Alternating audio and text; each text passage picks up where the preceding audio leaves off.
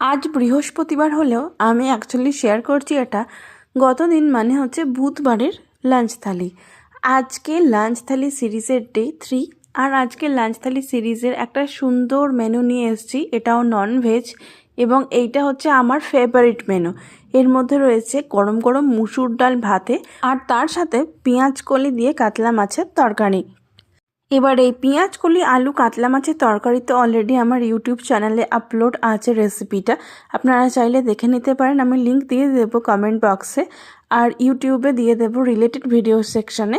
আর এই মুসুরির ডাল ভাতের সাথে একটা কাপড়ে করে মুসুরির ডাল সেদ্ধ করে তারপরে তার মধ্যে দেওয়া হয়েছে কাঁচা লঙ্কা, পেঁয়াজ আর লবণ, তার সাথে একটু পরিমাণে কাঁচা সর্ষের তেল। ব্যাস, গরম ভাতে এটা খেতে দুর্দান্ত লাগে। অবশ্যই কিন্তু একবার ট্রাই করে দেখবেন। আর আজ তাহলে এই পর্যন্তই। কেমন লাগলো আজকের ভিডিওটা অবশ্যই বলবেন।